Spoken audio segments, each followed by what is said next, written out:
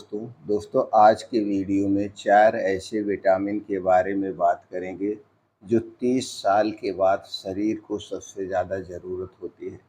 अगर हमारे शरीर में इन 4 विटामिन में से किसी भी विटामिन की कमी हो गई, उससे कमी के कारण हमारा शरीर बीमार होने लगता है।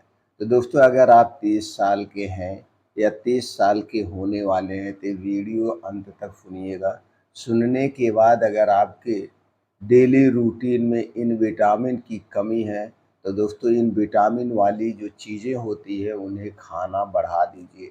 तो आज की वीडियो में हम उन चीज़ों के बारे में भी बात करेंगे जिनमें ये 4 प्रकार की विटामिन सबसे ज़्यादा पाई जाती है। उन्हें कब खाना है, कितनी मात्रा में खाना है, इससे संबंधित सारी जानकारी आज के वीडियो में शेयर करेंगे। तो चलिए दोस्तों पहले शुरुआत में जानते हैं पहले 2 विटामिन की ज़रूरत सबसे ज़्यादा किसकी होती है। दोस्तों 30 साल के बाद जब हमारी उम्र ढलने लगती है तो हमारे शरीर की हड्डियाँ कमज़ोर होने लगती हैं, मांसपेशियाँ कमज़ोर होने लगती हैं। जैसे हम चलने फिरने पे गिर जाते हैं तो दोस्तों हड्डियाँ टूटने का डर रहता है। इस समय दोस्तों हमारे शरीर में पहले जो 2 विटामिन की आवश्यकता होती है वो कैल्शियम और विटामिन डी।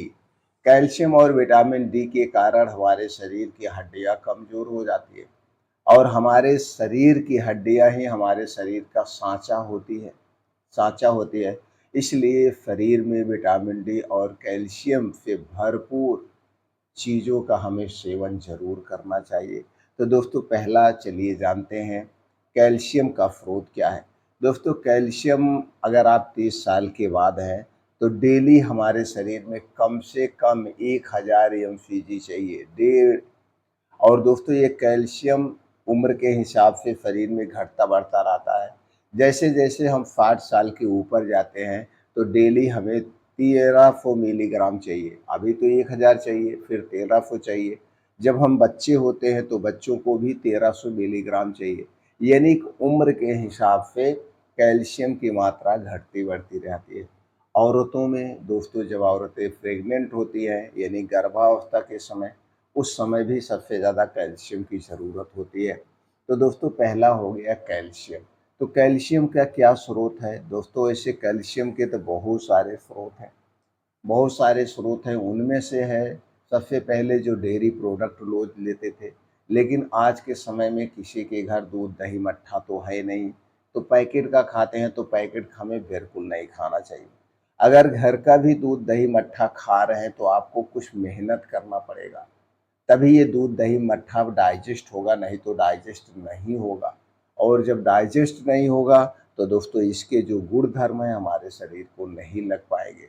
तो अगर आप एनिमल प्रोडक्ट ले रहे हैं जैसे दूध दही मट्ठा, तो आपको जम के मेहनत करना होगा तभी इसके स्रोत मिल सकते हैं। दूसरा है दोस्तों ऐसे जो बीन्स होते हैं, बीन्स में सभी ड्राई फ्रूट्स, जितने भी बीन्स हैं ड्राई फ्रूट्स हैं उनमें भी कैल्शियम भरपूर मात्रा में पाया जाता है। और उनमें से जो सफ़ेद तिल होता है, सफ़ेद तिल में सबसे ज़्यादा कैल्शियम पाया जाता है। रागी में सबसे ज़्यादा कैल्शियम पाया जाता है। तो सफ़ेद तिल, रागी, आपका ये अखरोट हो गया, आपका दोस्तों ये बादाम हो गया, इन सब में कैल्शियम भरपूर मात्रा में पाया जाता है। इन चीज़ों को अपने डेली रूटीन में आप शामिल कर सकते हैं कैल्शियम की पूर्ति के लिए। और इसके अलावा हम बात करते हैं विटामिन डी की। दोस्तों विटामिन डी सबसे ज़्यादा ज़रूरी होता है। विटामिन डी की कमी से दोस्तों इम्यूनिटी वीक हो जाती है और इन दोनों का अवशोषण एक साथ होता है। और विटामिन को दोस्तों क्या करता है, विटामिन को शरीर में मिलाने के लिए विटामिन डी बहुत ज़रूरी होता है। तो विटामिन डी के स्रोत की बात करें तो विटामिन डी हमें मुफ्त में मिलता है।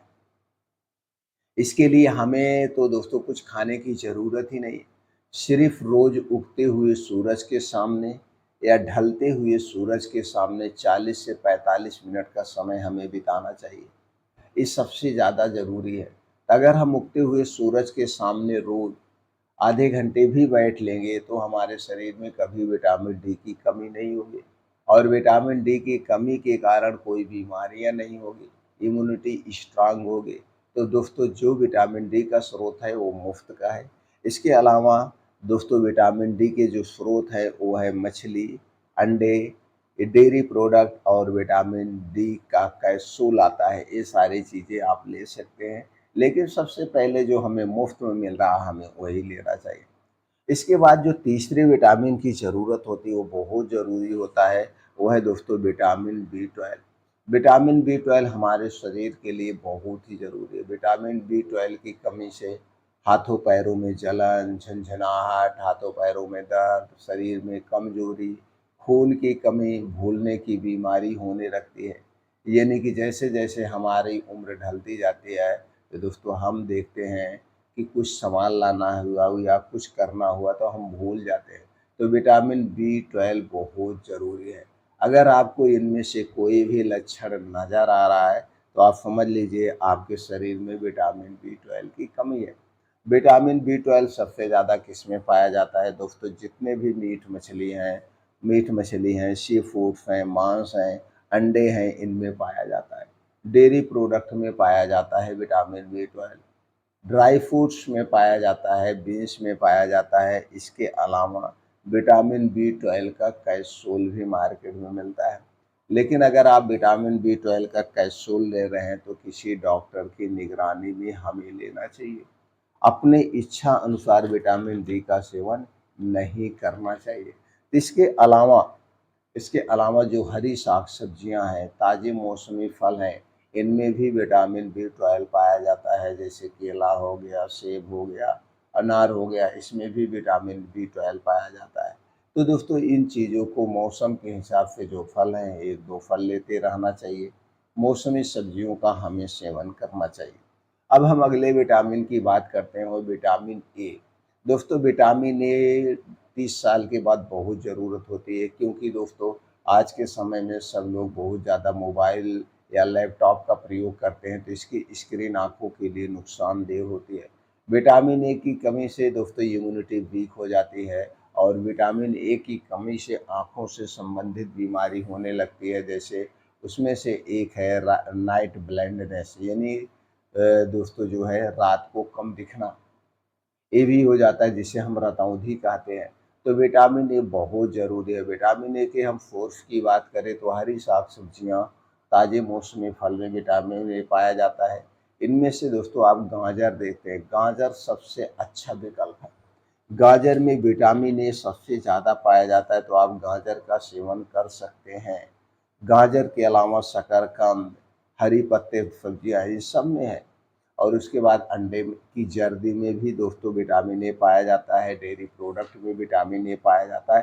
तो ये सारी चीज़ों में विटामिन ए पाया जाता है, तो आप इन चीज़ों को शामिल कर सकते हैं। तो दोस्तों ये थे 4 विटामिन जो कि हमारे शरीर के लिए बहुत ज़रूरी है। इन 4 विटामिनों से भरपूर चीज़ें अपने डेली रूटीन में शामिल करिए और इनसे संबंधित जो होने वाली बीमारियाँ उनसे आप बच सकते हैं। इसके अलावा अपने खाने-पीने पे विशेष ध्यान देना है, डेली योगा, प्राणायाम, मेडिटेशन करना है।